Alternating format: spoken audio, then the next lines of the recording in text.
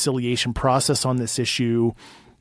I'm not here to throw people in jail. I'm not here for big contractors involved to lose money. I think would be a boon. And I think the leadership in these companies need to think about this, where if we're more open with this, you can hire people, you can push the subject into undergraduate, graduates, and postdoctoral programs of research to study this in an unclassified, just like nuclear physics. And this answers a fundamental question, for humanity. Are we alone, or what happens when we die? Well, I don't know about that, but are we alone? Well, the answer is we're not alone. And I know that with 100% certainty, which as an intel officer, you never say 100%, but all things pointed towards, based on the people I talked to, like Harry Reid, and I use him as an example, but I talked to the highest of the high people you could possibly talk to, if you catch my drift. So unless all of them are lying and they're covering up something else, which I don't even know what it would be at this point, because the phenomenon is real. It's been going on for thousands of years. People have been seeing strange things, and not everybody's mass hallucinating. So that's kind of my long diatribe about what's happening. What do you think these things are? People that you talk to. So specifically the people on the program that handle the material, that were in executive level briefings with Intel community leaders and other folks over the years, last 20 years or so, they did use the term extraterrestrial, ET or whatever. Okay, that is a possible origin, but the Schumer Amendment, if you read it, it specifically uses non-human intelligence, NHI, very deliberately, because we want to catch everything, because what if some of this stuff is not ET and they're going to use that as an escape clause? Like, well, this stuff that we don't even know if it's extraterrestrial, so this doesn't apply. So that's why we wanted to be as broad as possible. I mean, besides ET, a lot of it would be my own personal opinion. I think we have a couple conceivable buckets, and I'm using the work of Jacques Vallée, other people that have thought deeply on the issue, on how the phenomenon has changed since antiquity. It showed itself in a different way. Like a good example is like witches sitting on your chest phenomenon with paralysis in medieval and Enlightenment era became this alien abduction phenomenon in the modern era. And is it the recipient and their analytical overlay cognitively seeing the phenomenon based on a modern interpretation, inside out? Or is the phenomenon, this is like Jacques Vallée's book, Passport to Magnolia, I can never pronounce it right, 1969, where he talks about the phenomenon seems to like masquerade itself as different stuff over the years. But, we've seen roughly the same stuff. You look at the Foo Fighters of World War II.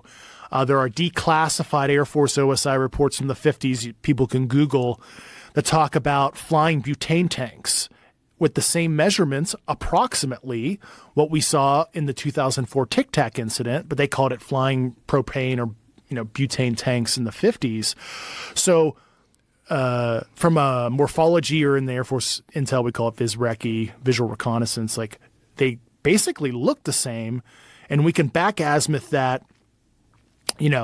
decades, if not hundreds of years in the past, wheels of Ezekiel, right? They're seeing these like disc type objects, right? And unless Ezekiel is tripping, or this is an allegory or fable in the Bible, let's say the event happens. Just like in the Vedic text, you have the battles, the blue people, and the battles in the sky that sound like nuclear and directed energy weapons. Like, what's going on there? Maybe that's a Graham Hancock or Randall Carlson type thing. They know more than I. So there is a real phenomenon that origin undetermined, but it's trippy, and sometimes it presents itself in like a non-corporeal form too. Orbs, balls of energy. They don't appear as like some kind of bipedal hominid like some people have espoused. So I think that might be, call it interdimensional, call it shadow biome, crypto-terrestrial. There's a lot of different theories. What are the primary theories? The theories are from another planet. or Yeah. from another dimension? I think those are the primary. I mean, there's certainly origins that we probably can't conceptualize as humans because our meat is stuck in 3D and we don't understand, and our IQs are only so high. So there might be some origins that we don't understand. In terms of like interdimensional travel.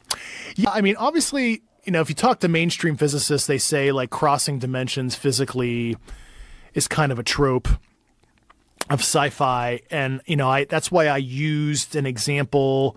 And I know some physicists don't like me talking about this theory, but it is a theory, so the holographic principle, which was originally conceived to explain how information is encoded on an event horizon of a black hole, which is a distance away from the singularity of a black hole where if you cross it, you're fucked because you're going to get ripped to shreds or you're not coming back.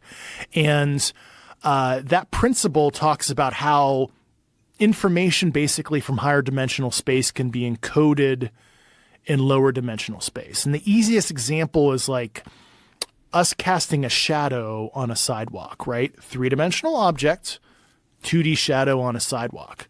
If you lived in 2-dimensional space, flatland, you'd be tripped out. What the fuck am I seeing? But they just don't know that it's really just a person in higher dimensional space. So is some of the, obviously we have physical material that's in 3-dimensional space that we've recovered, but at least maybe some of the phenomenon is really operating in higher spatial dimensions, but is either being projected or quasi-projected into our 3D plus time space, which is really trippy to think about, but we literally do it on a day-to-day basis, like casting shadows.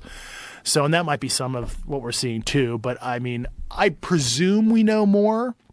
The people I talked to did not espouse they had full knowledge either. Like I said, the normal colloquialism was to say ET or extraterrestrial. Could dumb down this concept of interdimensional.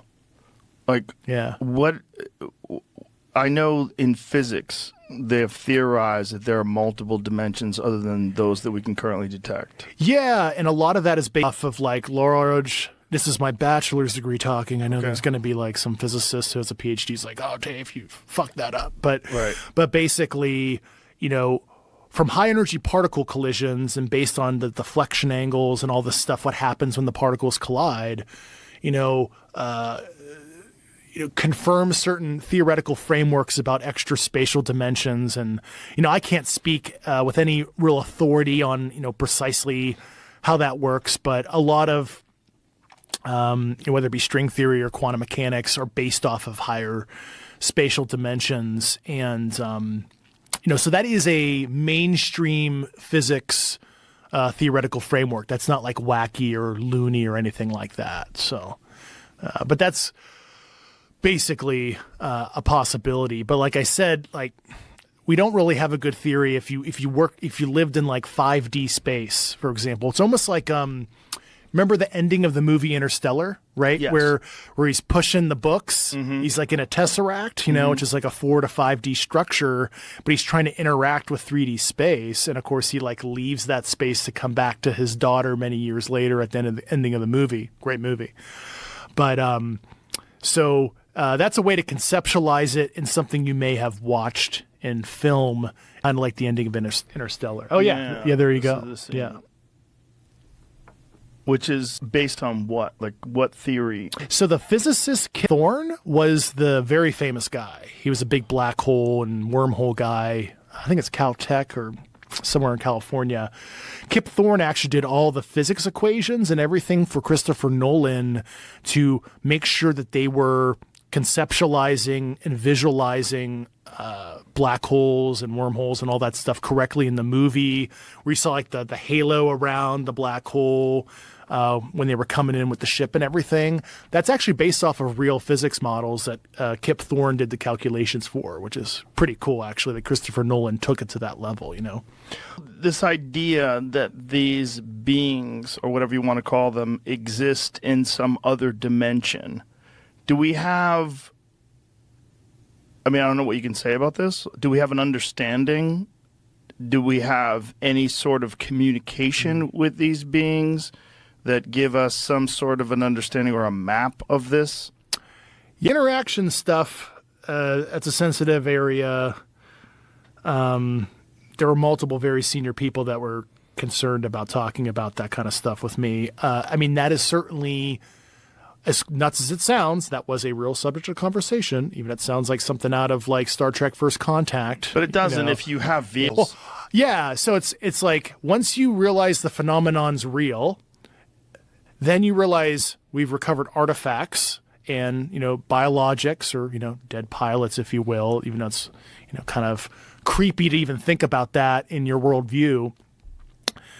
You don't think they were ever, alive sometimes too, right? And I'll leave it at that only because that is something, the president and his cabinet need to disclose this in a controlled manner, going back to that amendment. I'm not here to, push the subject in an improper way. And that sounds like, why don't you just do it, Dave? I'm like, there's a lot of secondary and tertiary ramifications socioeconomically, theologically, our relationship geopolitically with our allies and adversaries. This is not rip off the Band-Aid and it's simple. There's a lot of complex stuff behind the scenes that need to happen, and that's why I'm laying out all the general stuff that needs to be talked about during the disclosure process. But I should not be the one disclosing, and it would be highly inappropriate because I care about health of the United States and its people and national security for me to do so. So I know there's people that are like, oh, why doesn't Dave say X, Y, and Z? It's like, this is serious. This is not like, haha, let me tell you a good story. I'm a serious guy. I ruined my fucking career doing this. I was going to make lieutenant colonel in the Air Force this winter. I was on track to be, a flag officer equivalent civilian in my career. I spent 18 years in uniform, if you count the cadet time, right? My whole adult life was serving as an intel officer. But I wanted to see, and I'm 36, right? Older millennial. I wanted to see change. So I'm throwing the flag out, and I'm here to hold the government accountable to do the right thing in a manner that is mature and thorough, because I don't begin to say that I know everything, all the different ramifications of saying certain things publicly. I don't know all the answers to that, and that's why I have to be careful, because I don't even know, I'll call it, collateral damage effects, to use kind of a military term, what may happen if certain things in detail that are revealed that I might not know the ramifications thereof because there's something that I'm not privy to. So this is like this is not like a fun situation. This is like humanity changing, hopefully in a good way, but this is like, quite serious. And I, risked my personal and professional life, and personal life, because things have happened to me, to be public like this. And I swore an oath, but, myself and my generation, want to see it change. Can you ask the things that have happened to you personally? So a lot of the stuff I have to be purposely vague because there's an open Inspector General reprisal investigation on my behalf, and I'm not here to compromise the investigation by tipping off my antibodies that may be watching right now. But, when I really started looking into this, they came after me so hard to try to revoke my clearance, ruin my career, kicked me out of my agency, and they accused me of everything you could possibly think of with like no evidence.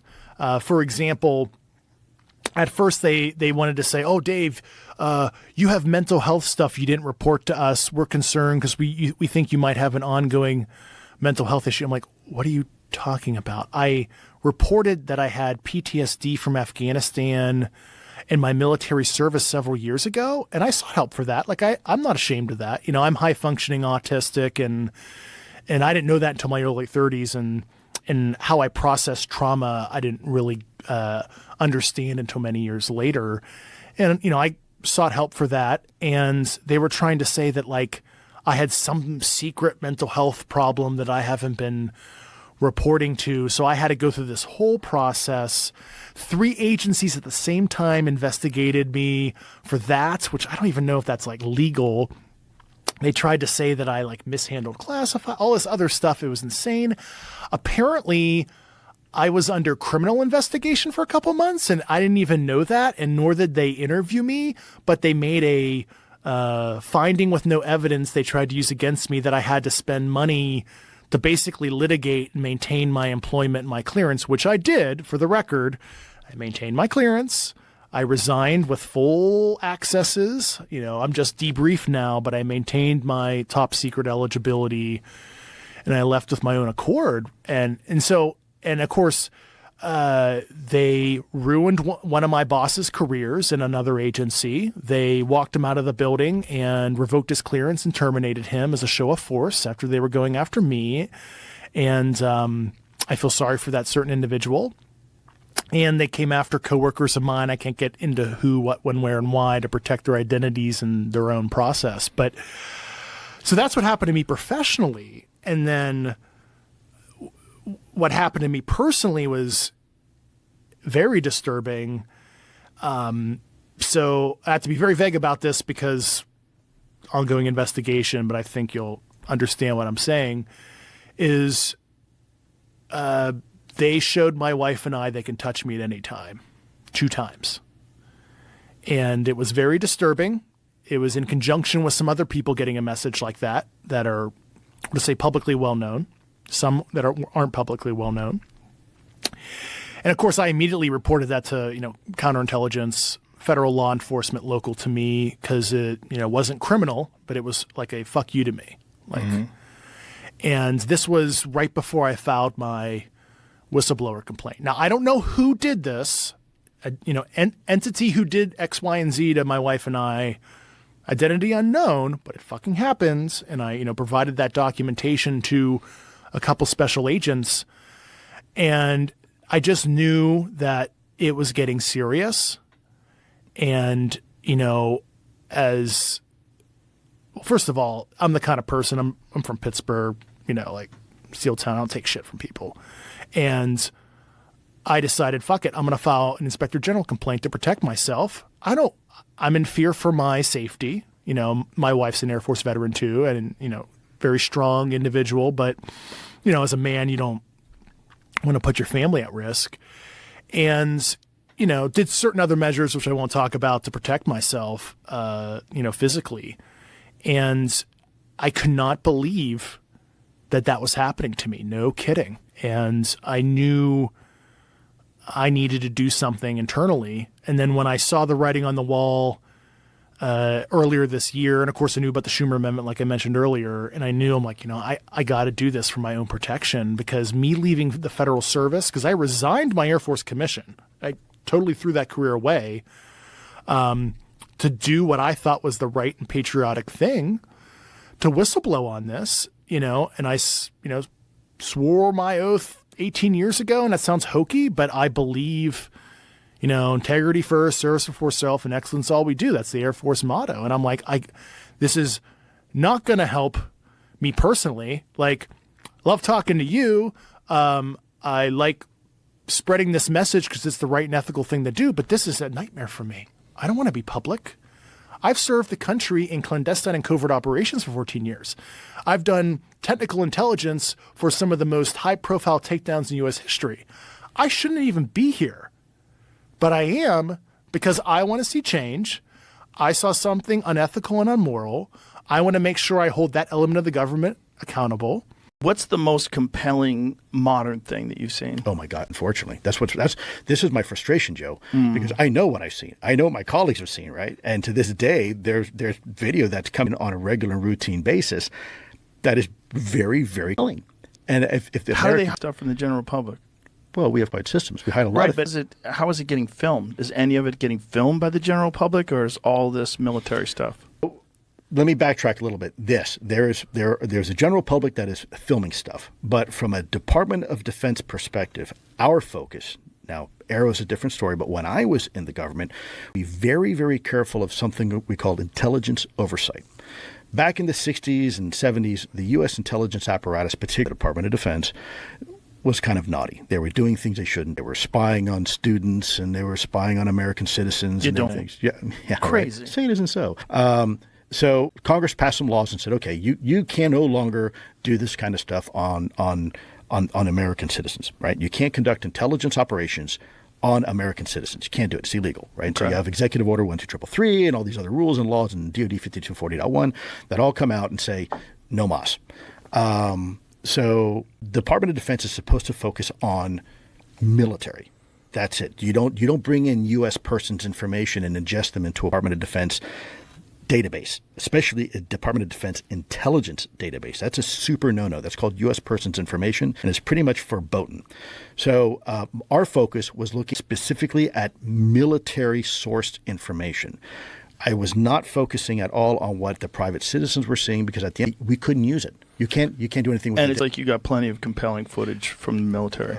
Overwhelming. It's absolutely no doubt that we didn't have to look at civilian data because we had better sensor systems from the military that was looking at stuff and giving us better insight. You can't tell us about, can you give us some sort of an understanding of like what you're talking about? Yeah. Without being... Okay. Yeah. There is a video, high-resolution video, of, I can't say what platform it was taken from. I can't say where it was taken from. Okay. But an object that, do you know how large an offshore oil derrick is? They're huge, right? Yeah. They're almost like a small city, right? They're like one city block. They're huge. They're enormous. There is a video that shows one of these objects underwater.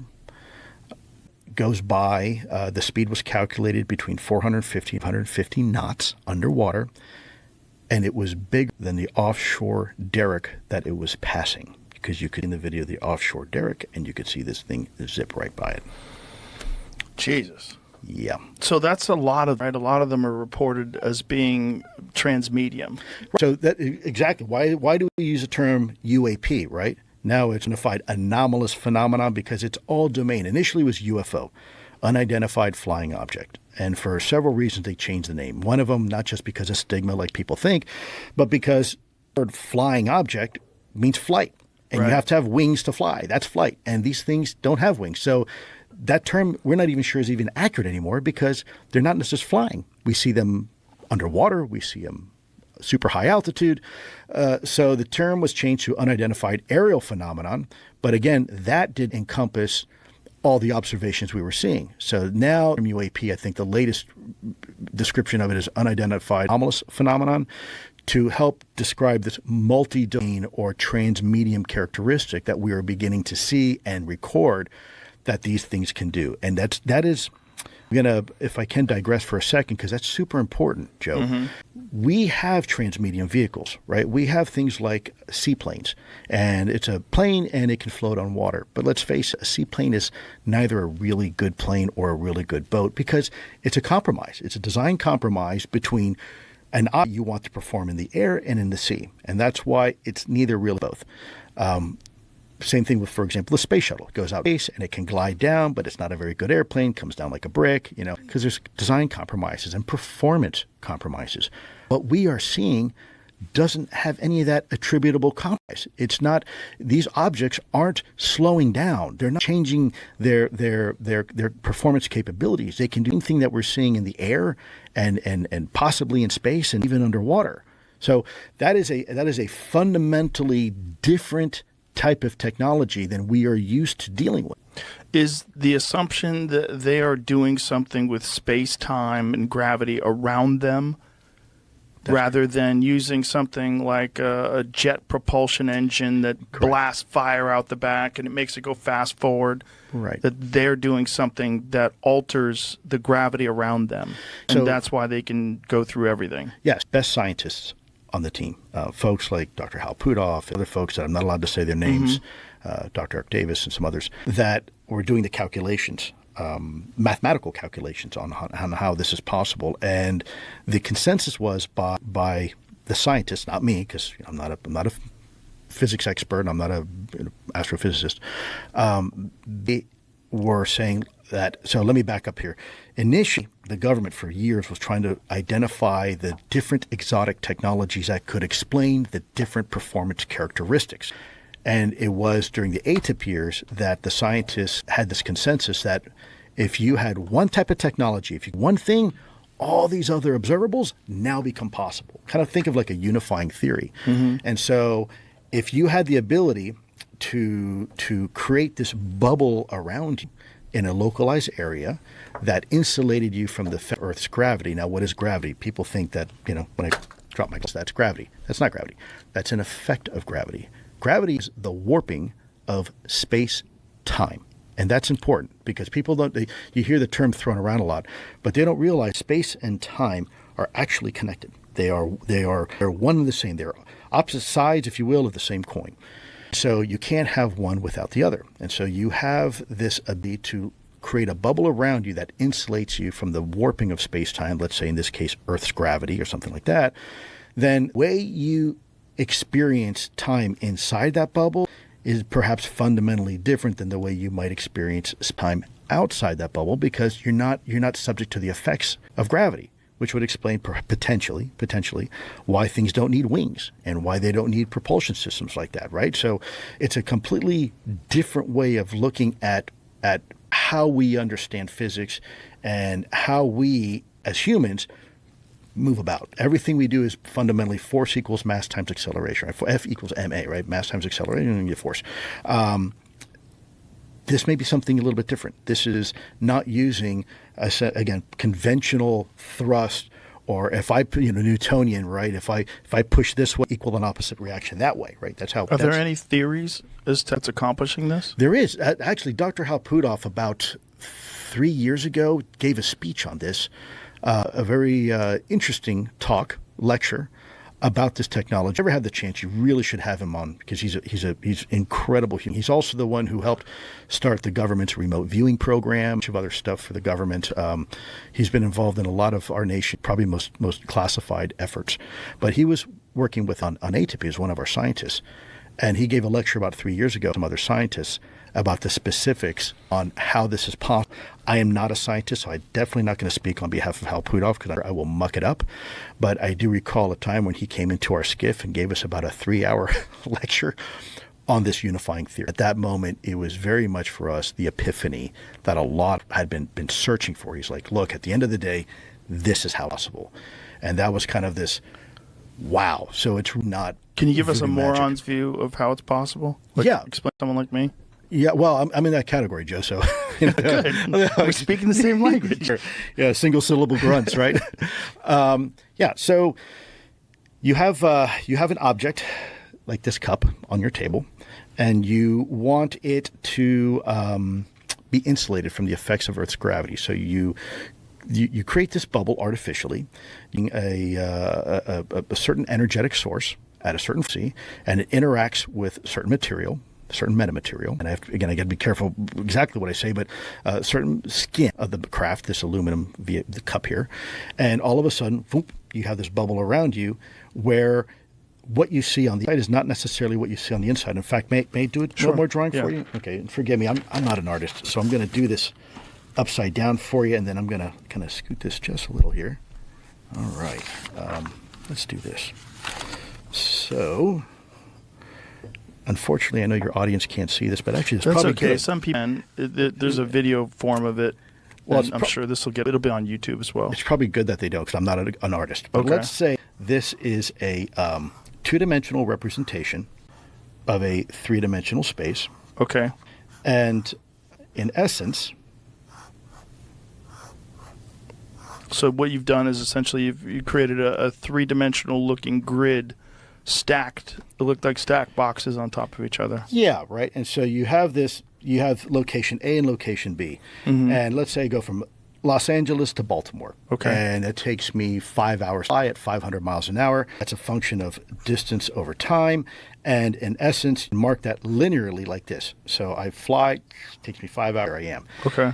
If you had the ability to compress space-time, and not a lot, just a little bit, and you were able to allow these points to be a little closer together, now in essence, what took you, let's say, 5 hours and 500 miles an hour to do it, you can do it in 1 hour, and you can do it in much less time.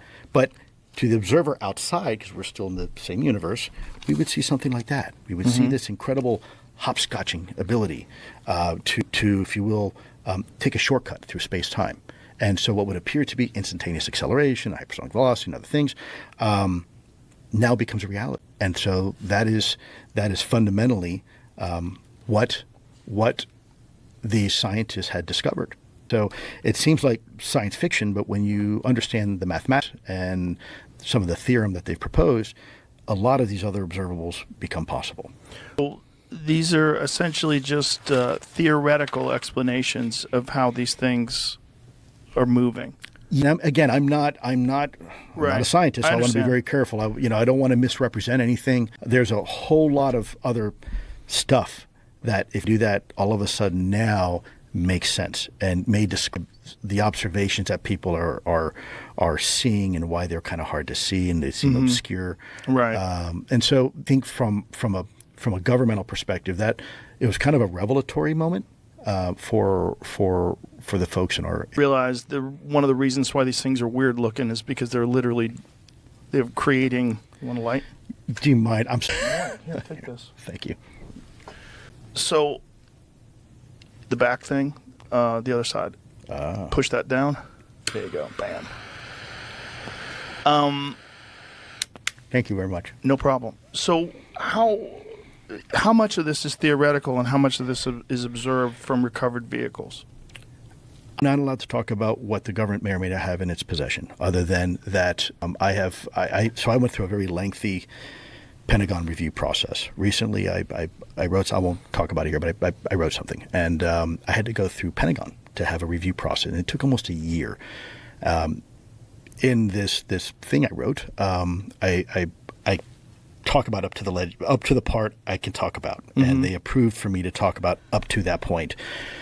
When it comes to what the government may or may not have in its possession, all I can simply say is that there is very compelling evidence to suggest that the U.S. government is in absolute possession of exotic material that is not made by humans. Now, beyond that, I can't really expound upon. I haven't been given permission to talk. But what I can say is what I've already said for the record, which has been approved by the Pentagon. I won't get in trouble by saying it. Is that we are there's compelling data to suggest that we are in possession. What's the Pentagon teasing us? Why do they tell you? Why are they allowing you to say we are in possession of something that was not made by human beings, but not allowed to elaborate, not allowed to show these very compelling videos that you're talking about that you've seen? Well, two reasons. I don't think they have a choice. I think with now the introduction of cell phones and Ring cameras, the cat's out of the bag. It's the worst cat at this point. Two, there is a faction, unlike before in the Cold War, I believe there is a faction of people inside the government that do want this conversation to occur. But equally, there's still a faction of knowledge. There hasn't been any correlation of that. And the creeks that are described in Socorro in Mexico and in Valençol in France, so those are three cases that I've been very involved in from the beginning, from day one, involve creatures that are about 3 feet tall, that breathe our air, Hairless? recognize our signals, communicate with us in funny ways, even mentally. I mean, the witnesses describe getting images in their minds. So in all three cases. And what's interesting is, people can argue Trinity all they want, like they argue about Roswell, but the case in Socorro and the case in France, in Valençol, were investigated by governments, not by the local UFO group, although the local UFO group did a job in all those cases.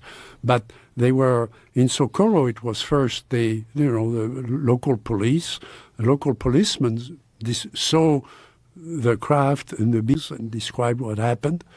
He was terrified, when the thing took off.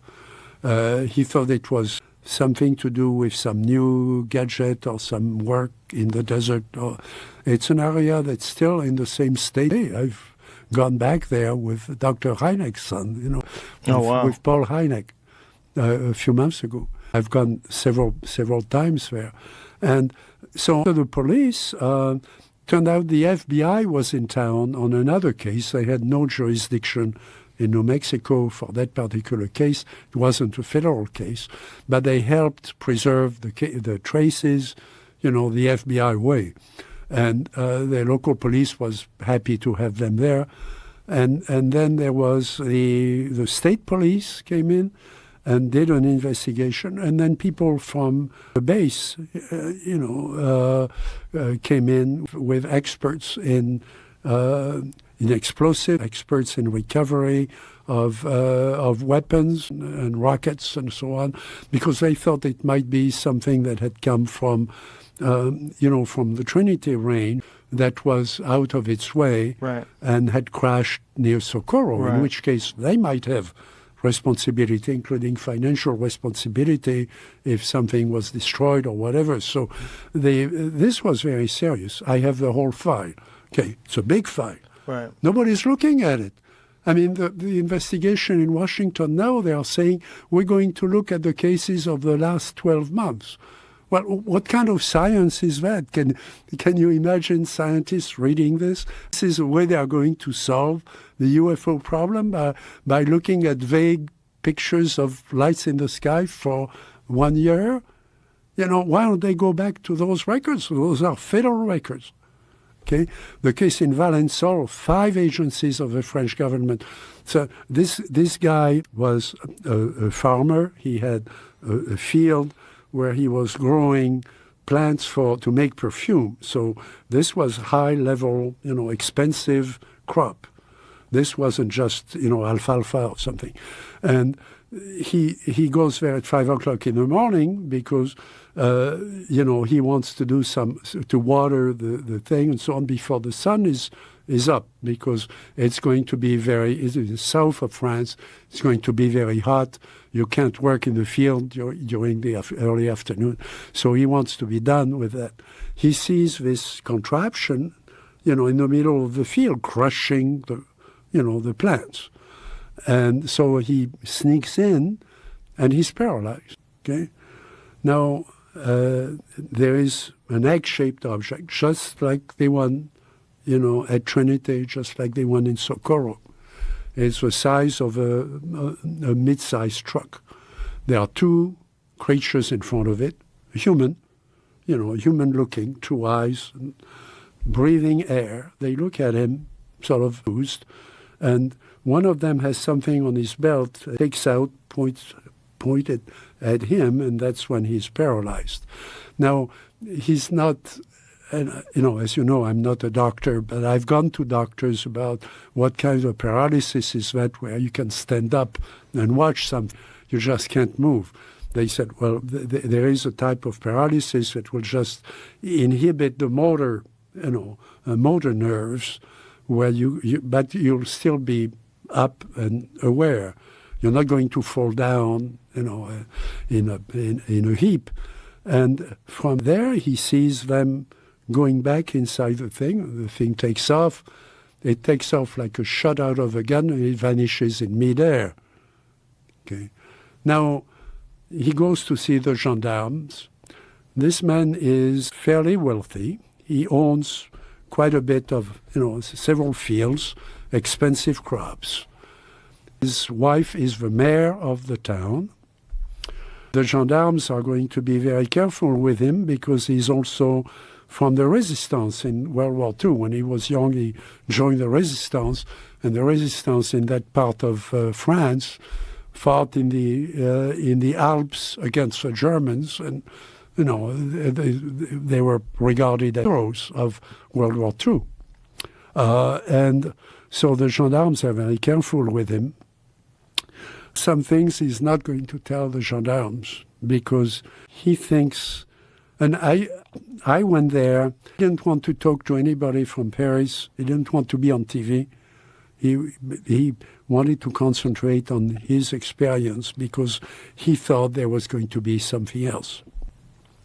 And he was aware of some of his buddies. Now, this is a part of France where people talk, but they have secrets too. I mean, historically, there are things like that in the U.S., parts where people are not going to talk to strangers. Right. The only reason I could go there was that I went there with a lady who was from Paris, with the government.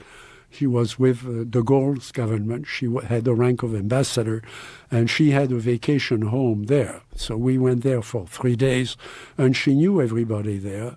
And he told us what he thought might happen again. And he didn't want the gendarmes to in with what he was doing. Why did he think that something was going to happen again? They evidently, and he swore us to secrecy about what it was, but evidently there was communication with the beings when he was there. So Now, these beings just tiny, look like people. Did they have different features than us? It's like the ones at Trinity and like the ones at Socorro. So in that book you have actually 2 and 3, you have 7 creatures that are humanoid, that breathe our air, that seem to understand us. The visual, there's visual contact. We can have visual contact with animals. I mean, That doesn't mean they are human or meta-human, but there is messages that come through all of that, that the witnesses reluctant to talk about in all 3 cases. So finally, the Air Force went there. They threw the Air Force out because the Air Force said, well, that's just a gadget, and from the base, and that was stupid. So they finally sent Dr. Hynek there, and Dr. Hynek asked me to organize the files that were coming. I was at Northwestern at the time, working. I had done my PhD already, and I was on the staff of the computing center, and we had a small team trying to help, trying to help Hynek keep the files together. So we were, in communication with him the whole time, and then I put the files together, and I have the file. This is the official file. So people were reluctant to talk about what these creatures were communicating with them. But did they talk about it at all? It was very personal. Very personal. Yeah. There had been a communication that transcended their life. There was something else, something outside. So you could almost call it a sort of religious feeling, but it wasn't. It wasn't about divinity or God specifically, but it was about the other side of life, a bigger meaning for life. But that's their interpretation. It may not be. There may be other things that they are trying to communicate, but it was very profound for them. Yes. And all cases had similar stories in that regard. And in all 3 cases, there are traces that were measured. There were, there is technology of sort. And in the case of Coro, people came up with all kinds of ideas that maybe it's a balloon, a special balloon. Right? There were only 12 of them in the world. So on. Well, in the book, people haven't noticed it, but in the book, I was able to solve that problem because I found a transcript of a conversation with a man who was head of a motor pool at the on the army range at White Sands. And he had given his team some instruction on, how to make sure that the model was working really well, because why is it so big? When people went home, they could get lost, at White Sands, and then how are you going to find them? I mean, there are tracks, but there is no paved road at the time. how are you going to, find them? So you can launch a helicopter the next day looking for, a lost car somewhere with a family in it. But so he made rules that they had to call periodically to report where they were when they went home, 50 miles away across the desert. So they could find them if there was something wrong with the car. He's driving home with his family. This is after the Socorro thing is done. They are all interrogating Zamora, the cop who was driving that thing. And he sees a light over the mountains in the southwest towards Mexico. But it's still in New Mexico, but it's in that direction. A light that's not a star, it's really bright. And the light gets brighter and brighter, and he skies. Now, he's head of a motor pool, for the base. Everybody reports to him, and they have all the army cars and the trucks and everything else, the half-tracks. So he looks at that thing. He tries to call his team. The radio doesn't work. The radio should work. The radio doesn't work. And the thing gets very bright, and then it recedes. It goes away the way it apparently came in. We don't know if it came in or if it just got bright. Okay, so the car starts. He goes home, and the next day he goes to his shop. He gets his staff together. He says, you guys are going to take the car apart. I want to see every screw and every piece of it and every level and everything and the seats and so on. I want to see all of that on the floor. And you're going to test it, and you're going to tell me what's changed, or if anything, how that car stopped in the middle of the desert. And they couldn't find anything. The report was an official report, that was never published, and it nails the whole thing, that this was not a balloon, this was not an hallucination, the patrolman wasn't drunk like they accused him of, or making up a story. But now I'm more, the thing I've become obsessed with lately is the skepticism about UFOs. Yeah, that's why I wanted to talk to you about this, because you told me that you've become obsessed with UFOs recently. Yeah. Oh, yeah, completely. And it's Believer? like... Yeah, totally. Really? Yeah, totally believe the UFO phenomena is real. I don't know what it is, but it has to be real. Something's happening. Why is that? Because there's just way too much evidence that it is real. What evidence? Radar evidence that the F-16 locked on a UFO, that footage. And also just... I know that a friend of ours, I don't know if she wanted us to say it, but her father was an air traffic controller. And he told her, they said, yeah, every air traffic controller has seen something. Yeah. And I had another friend whose father was a commercial pilot. And she said, yeah, my dad said every single pilot has seen something. And they've all been told not to say anything about it. We have a couple of friends that say they were abducted. Yeah.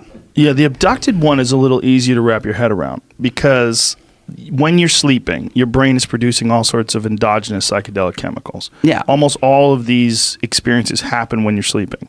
Almost all these experiences when these people are abducted, they're taken from their beds, which is when they're dreaming. Yeah. I mean, it's like there's some real clear, easy steps to follow if you want to follow Occam's razor and not get crazy with it. But it knocks those out, but it doesn't knock out like Barney and Betty Hill and all the people that are abducted while fully conscious and that remember it without hypnotherapy. I'm not sure about the abduction phenomenon, but I don't know Barney and Betty Hill. I know the story, but I don't know them. Yeah. So I would have to know them, because there's a lot of people that I've I did a show for Sci-Fi called Joe Rogan Questions Everything. Yeah, I watched that show. That cured me. That show cured me of a lot of my nonsense with conspiracies. Well, we used to talk about that stuff all the time. Yeah, all the time.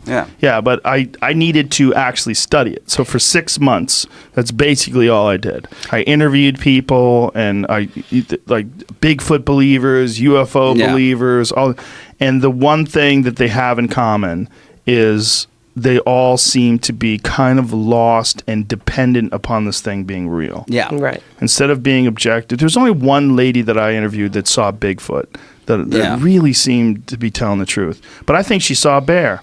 I think bears walk on 2 feet all the time. Right. They do it all the time. There's video footage. You can find it all the time. And she was in the Pacific Northwest, which is incredibly dense woods. You see something, you glimpse it. Look, I was hunting once in Canada, in Alberta, and I thought I saw a wolf for like 2 seconds. It was a squirrel. Okay? Understand this. A This very is big like, squirrel? What is that? Wolf? No, it's squirrel. Yeah. No, I just saw fur. Right. I saw fur, and I was, because it's really But you're dense convinced. woods. Because I was looking for fucking wolves. Because I was like, because I know we did see one wolf. It crossed the road. It was either a wolf or a coyote. It was hard to tell because it was at dusk. It was very dark out. But when you're looking for something, you think everything is that thing you're looking for. Yeah.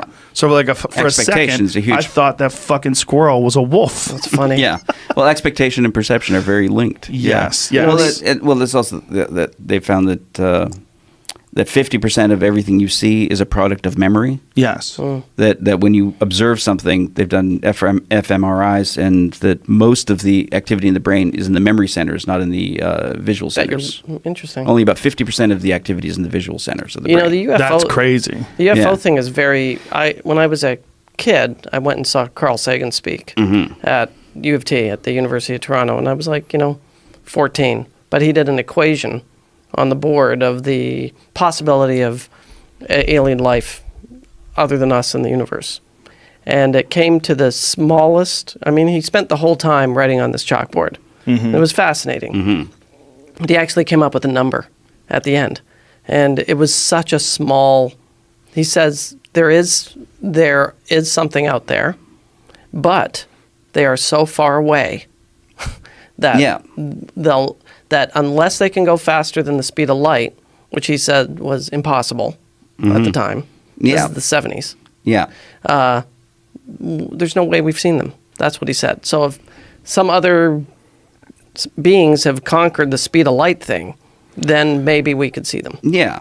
But that's a thing with a problem with this skepticism in general is like that it, like the skeptics of the 19th century were the ones who said germs don't exist. Right, because we can't see them. And people who said germs did exist were ridiculed and laughed out of the trade. Mm-hmm. Right, and I agree with you completely. Just because you can't see it or it isn't happening doesn't mean it can't happen. And even since Sagan's day, there had been no exoplanets discovered then. Right. We now know that there are literally trillions and trillions of Earth-like planets. Yeah, but they just speculated as to the existence of them outside of our solar system before. The real problem is that if there's a leap, a technological leap that opens the doors to massive innovation. Yeah. That once this happens, and then all this stuff sort of exponentially expands in terms of technological possibilities, all you would need is a few hundred years, and you have an unrecognizable set of technology. Yeah, sure. I mean, well, you were talking about CERN. I mean, the whole antimatter idea that they're still trying to figure out. Yeah, that's an insane source of energy that we have never even experienced. Yeah, you know, with a grain of sand. That can run a city. I mean, it's that big. Yeah. And then there's also the theory. There's a recent one that space-time itself doesn't exist. So the speed of light barrier becomes moot because there's, I guess it's the quantum holographic theory of the universe. Yeah. Is that Michael Talbot's book? I can't remember. Holographic Universe. Is that who wrote that? Yeah, I think so. But the idea that the universe is basically just a geometry that when you look at it from a certain angle seems three-dimensional. Right, and it folds into itself, so you could travel through. That's the wormhole thing. Well, right? it's not even that. It's the idea that space-time is an illusion, and that it doesn't really exist, and that's why entanglement is possible. The idea that spooky action at a distance. Yes. That quantum theory. Entanglement. Yeah. But the reason that these atoms on opposite ends of the universe can affect each other instantaneously at the same moment is because they're not really at opposite ends of the universe. They're really right next to each other. It just seems like they're at opposite ends of the universe. Because our ability to perceive is basically based on what we have to do to stay alive on this planet. So our meager little chimp brains are trying to quantify all of these things that are around us all the time. So we put them into this sort of three-dimensional box of movement and distance and that the time. entire universe could be a compact thing that projects itself like a hologram onto a screen. I love these kind of conversations because I'm clearly too stupid to really understand what we're saying. I don't understand. I don't understand anything I just said. And I don't understand you two, so how stupid does that make me? Well, we don't understand each other. So This is perfect. We're all the same. Yeah. But that's why, like, I think it would be interesting to do like a documentary or something about ufology, because one thing is that the assumption that they're extraterrestrial is an assumption. But the thing that intrigues me is the power of ridicule to silence even the most intelligent people in our community from examining something. Like the ridicule kept doctors from accepting germs. Sure. Because they didn't want to be ridiculed by their peers. And even now, you've got people that will, like Michael Shermer, will cling to the most absurd explanations for phenomena like the F-16 radar footage.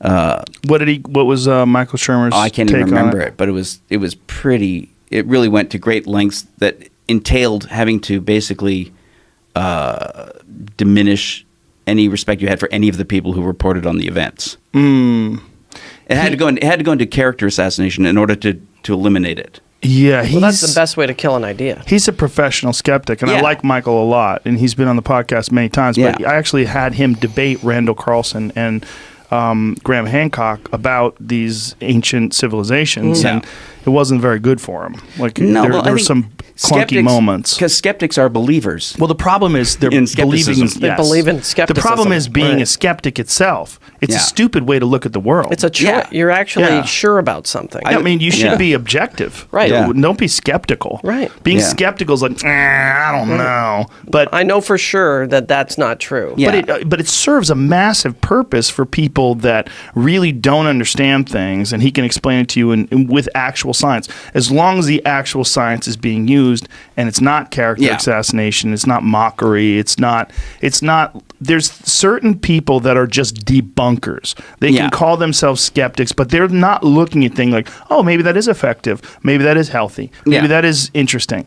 No, they don't look at it that way. No. They're looking at it, they're trying to pick it apart. And that's fine if you can pick it apart. But if you cannot, you have to be objective about the fact that, oh, well, this is a very interesting phenomenon, and this is what we know about science, and this is what we know about this thing. And right now we have a weird conundrum. Did Chariots of the Gods man, did he... Eric Von Daniken. Was he a believer? 100%. Yeah. He's all Still in. is. Still in, Still all is. in. I asked him, the first thing I asked him, I said, what is Can I pause? Yeah. I desperately have to go pee. No, go. Yeah. Go.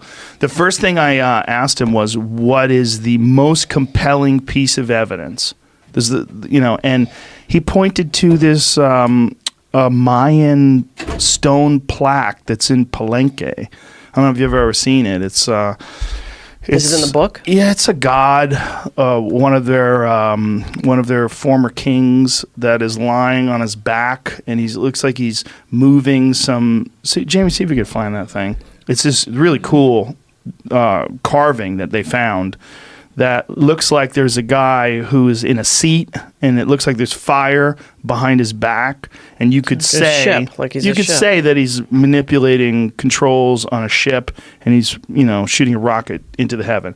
I would like to see what the mainstream version of that is, because also it could just be art. Imagination. It could be that they knew about certain things being propelled by fire. There it is. Yeah, that's it. So if you see this, I mean, that's a big ass stretch to say that guy's in a spaceship. I don't know what the fuck that is. He's sitting down. Looks like an altar, kind of, to me. It could, but it does look like he's looking through an eyepiece, right? That's true. But what does that mean? Is it a telescope? I don't Maybe know. He's just got a telescope. Maybe it's just an astronomer. Yeah, it is possible. I don't think they had telescopes.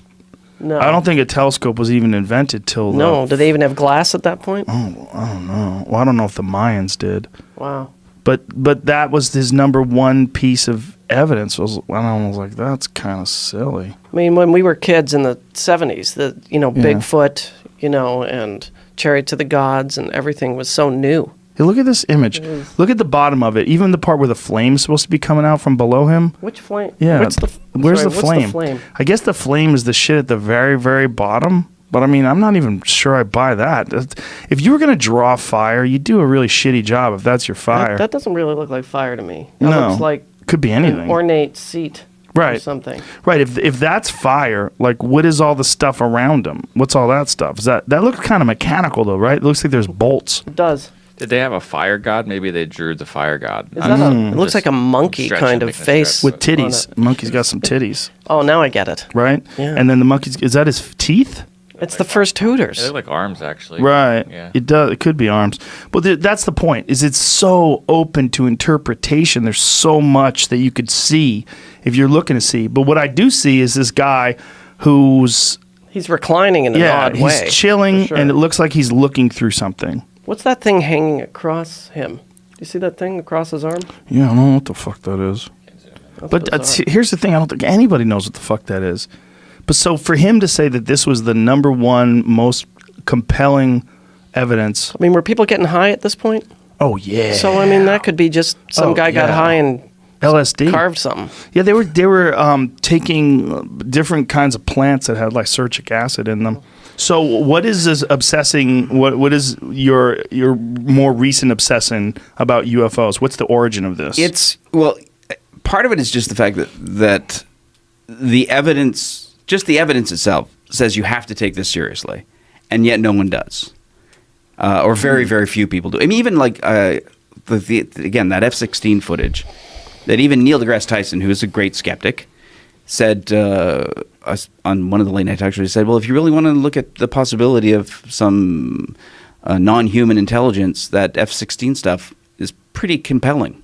What is the What did F-16 you see? stuff? What is That's that? the stuff that To the Stars Academy put out. It was the CIA. Oh yeah, foots. Tom DeLonge. Yeah. he's crazy.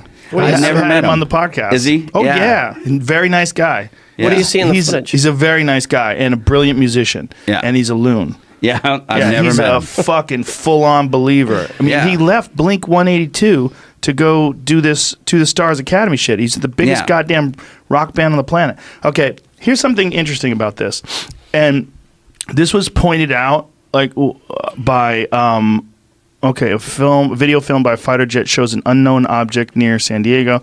Video from 2004 was released by the U.S. Department of Defense. Wow, the way it moves. There's something about the way it moves is really weird, huh? Could it Yeah. be a jet though? Jets No. can move that way. One of the pilots told the media the object was not from this world. Yeah, and here's the thing: it's like the skeptics, in order to dismiss it, they have to go. Well, they have to make arguments like that jet fighters are not better observers than anyone else. Pull up Mick Ward's take on that. Mick Ward, the guy who he runs what is it? Metabunk. He runs a debunking site, and he's another one of those guys that is all in with the conventional explanation. Like Yeah. he goes way out of his way to not look at anything that could be at Which is least the opposite remotely of Occam's conspiratorial. razor. Yes. Occam's razor says, that if you have to go to great lengths to dismiss something, Right. that's not following Occam's razor. Right. Right. Occam's razor says if the jet pilot says he saw this, he saw it. I think he had an interesting take on it, though. And one of the things was there's a time during the video where the pilot shifted from 1x to 2x, which makes the image move more because you have magnification. Like, have you ever used magnifying Yeah. glasses or binos? Like, if you use 15x binos, it's very difficult to hold Hold on a anything steady, subject. yeah. But six, you can Easier. kind of look at things in the distance. Yeah, but that's if you don't have about $3 million worth of stabilization equipment on your jet Yeah. locked onto this object. Right. Which is why that stays in lock. He had an explanation, it. though, that was kind of interesting. And when it breaks free of the lock, How does it that's take off? unbelievable. Does it just take off or something like Yeah, that? it just at one point just the object just breaks free of the lock, and that's almost impossible. I have a question. It's impossible for anything that man Why has is built this to do. with the quality of cameras today? Why is this footage so shitty? Well, this is infrared It's footage. infrared footage. Yeah. Infrared. Yeah, I mean, you need this when you're shooting at things in the sky. You can't rely It's a on blurry visualization. blob. You're looking at heat. Yeah. You're looking at heat signals. because visually it's so far. It's so far. It would be essentially escaping the invisible. rabbit hole. How to debunk conspiracy theories using fact, logic, and That's respect. interesting. So, what is he saying? What is he saying? The program, Make that a little larger for my stupid eyes. It said, for all, make sure you are talking about the right video. There's two that are confused. Here we're talking about the gimbal video, which is not from the Nimitz incident, which is discussed here. So scroll down a little bit. The gimbal video is okay, yeah, that's the one we're looking at. It's an unknown date and location from unknown pilots. Nope. The TikTok one is from San Diego. Those are known pilots. Yeah, that's 2004. Okay, that's David Ferver. The media's discussed these videos. Tom belongs to the stars. The link contains the frames. What's he saying? Keep going, keep going, keep going. The black shape on the object, some kind of infrared flare glare. We know the shape of a very bright infrared source, like the engine of a plane, can be much bigger than the object itself, as explained here. Okay, so there's like a flare. Mm-hmm. That doesn't explain the movement. Yeah, it No, doesn't it explain doesn't explain the movement. It doesn't explain, again, Occam's razor is, okay, so this guy debunking it. This guy's saying it's a Look at jet. it. It looks nothing like it. The movement's Well, even similar. if it is a jet's not capable of breaking free from the lock, right? Yeah. If they lock onto it. And if you look at that, you can see the jet. Yeah. His own example debunks his debunking. Right. Need not be moving. Yeah. The video need not be moving. And What it's is also that? the assumption that this guy doing probably a few hours research has come up with something that is more credible than a trained fighter pilot who is there and visually seeing it. What do you think it is? and tracking it. If you had a guess. I don't know. Let's get crazy. I think it is. From another planet. It is an intelligent craft. It is a craft being piloted intelligently. Why aren't they talking to us? We're fucking apes. Why would you? Yeah, They it's just like don't They wouldn't talk to like us. if We're you're- assholes. When you look at it, when you look at in the air. No, I forgot. You're right. Leaving fucking plastic straws everywhere. That's right. Yeah. Oh, we cured it. No That's more right. plastic straws. when you're a kid looking at an ant colony, you didn't go, "Listen to me, ants." Yes. You just looked at them. You know, there was No, yeah, you know, I and they say, agree. why don't they go to the White House? So, well, why would do you when you look at an ant colony, go, I must speak to the Queen, Right. You know, Yes. no, I've always said you that, just look at yeah. ants. Yeah, that's what the most ridiculous thing about like the old movies. Like the old movies that would land on the White House lawn. Right. You know, Yeah. like right? Yeah, Like what is Day the Earth stood still. That's it. Yeah. Baratu Niktu, Yeah. whatever that thing was. Yeah. Klaatu. Barata Klaatu, Niktu. Barata, yeah. Niktu. Yeah, that's the day the Earth stood still was like what Yeah. is that, 1940 or something? 50s, 50s, 54, 55. something like that. Fucking great movie. Great I watched it really recently. Because it's a Remember Christ when they- parable. I love remember Christ they- parables. A little bit, right? Christ stories Yeah. are great. He was a Christ parable. Yeah, well, his name was right. John Carpenter. Oh, that's Oh, right. what's that? JC. That's right. Christ was a carpenter. What do they do? Don't they right. shoot that object out of his hand the first second he pulls it out? Do you remember he has a thing that's going to Yes. cure cancer? Yeah, they shoot him. And they they shoot it out of his hand immediately. Yeah, and then at the end of the movie, he is killed and resurrected. That's right. Right. Yeah, they He's, shoot he's him and he comes he's back taken to by life. the robot takes Yeah. him to Yeah, the robot. the- Yeah, Love what a that goofy robot. robot. Yeah, very tall. Yeah, but Yeah. and like he looked like you would want a robot to look in 1950. yes, yeah. All Smooth. metal and shit, smooth. yeah. Chrome. Yeah, those were the days. We thought that they would communicate. Like, wasn't there a whole rash of them that were seen over Washington D.C.? Yeah, there was dozens. Yeah. Dozens of UFOs tracked and admitted by the government that they were tracking them and watching them. But they essentially, and then at the end, their explanation was nothing particularly important. You know, we have a mutual friend who claims, I won't say her name, but she claims No, she and was... I feel bad because I wrote her off as a lunatic when I first heard it. Yeah, well, she was claimed to be abducted. Yeah. And then I was doing a show with her years ago, and she's just telling us the story. We're all like, that's pretty funny. And she says, and then they took a scoop out of my back. And I'm like, a scoop? They took a scoop out of your back? And she showed on her back shoulder, there was a hexagonal diamond-shaped scoop out of her back. A divot. It was hexagonal. Yeah, that was... Clearly? Clearly. And no scar tissue. Maybe she's a crazy bitch. and No she scar just- tissue, I man. know how to make this story stick. Yeah. Give myself Yeah. a little punch. But I... A hole punch back there. I worked at a bookstore at the time, years ago, and I went into the alien section. It was the world's biggest bookstore in Toronto. That was the name of it. And of course, I went to the alien section and just looked all this crap up immediately, and there are other people Yeah. with the scoop. There's a lot of other people Yeah. with You the know. abduction stories, and some of them have like little pieces of something in their body. I remember you talking to me about this many, many years ago. I was like, oh, Dave's interested.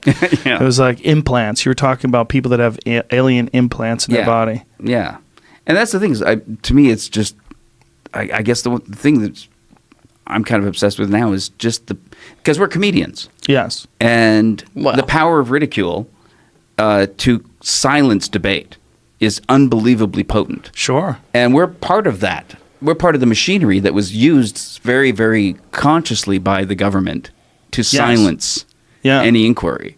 You know, it was like, feeding the story the right way to late night talk show hosts made it so that nobody would talk about it. So do you think that the government consciously fed those ideas to like Johnny Carson and those folks? Yeah, I Really? think there's documentation of a pro, of that they, to make the UFO phenomenon ridiculous. Do you think they did that to avoid mass hysteria? Like if you're the government and you know there's nothing out there, but you see these people freaking out, you go, okay, look, we've used all of our military might, all of our scientific power, and we don't see shit. I'm not buying this, but these people are freaking out. This has the real potential to get out of hand and go sideways on us. Let's just start making fun of this. Yeah, I don't know. 'Cause, I think it's more likely that there's something there that they feel powerless to control. Do you think Kennedy was taken down into the basement of whatever and shown the alien sitting there? This is what I I don't say about aliens when in regards to Trump. If there's anybody that would fucking tell us, it's him. Trump. He tweeted He immediately. would tweet it. He Yeah. would tweet it Looking in at an all alien. caps. UFOs are real, but CNN is fake. Yeah, yeah, yeah. I mean, it's still He is. the Yeah. failing New York Times fails to find UFOs because I'm they're looking real. at one right That's now. why. I'm If at the- Area 51. If the government does have the evidence, they are never going to show it to Trump. Right, that's the problem. Yeah. Like, what the fuck's the point in being president if you can't find Yeah, out I about thought that's- UFOs? Yeah, If I knew that to become president meant you get all the access to UFOs, I might go, yeah. okay. But so far, even I'll the make a try for that. The presidents who have tried haven't gotten there. No one gets it. Like I mean, Jimmy Clinton- Carter. Jimmy Carter, said Yeah. he had a UFO experience. Yeah, he saw something, Did? right? Yeah. He said he saw something. But see, that was back in the 70s where everybody was seeing shit. They were all talking about things. It was part of the zeitgeist. It was. People were legit, like after Close Encounters of the Third Kind, especially, people Yeah. were legitimately thinking that aliens were going to come. Yeah, Yeah. He proposed such a possible scenario in that movie. was so good. It- Yeah. It People- wasn't anything you expected But- it was going to be. But like here, I was going to say here, like another example is like the Rendlesham, like that explanation of the F-16's locked, footage, like Rendlesham Forest, where they claimed that these American soldiers in the woods out in England mistook a lighthouse light for a spacecraft. That they were within 20 feet of a craft that they saw and took notes on, did 20 drawings feet? of. Yeah, they walked not even like right up against it, and they wrote down notes, saw like different sort of hieroglyphs on the ship itself, described the feel of it, this electrostatic feel of being around it, and the official explanation was they mistook a lighthouse several miles away for this spacecraft. So Occam's razor again says. That's hard to believe that these trained observers, and that's the other thing, they always try to dismiss the idea that trained observers are better observers. But they are better observers. Sure. In the age of Yeah. today, where everyone has a high definition camera Yeah. in their pocket. But have you taken a photograph of the moon on It's your hard. Yeah, it's on your true. It phone? comes out super doesn't look crappy. like the moon. That's true. Yeah. Right. There's no That's true. details. Comes out as a Because blur. the lenses are too wide. But Occam's razor says, all right, they saw something, but they, because what is the likelihood that trained observers who have been on this base for years on this night would mistake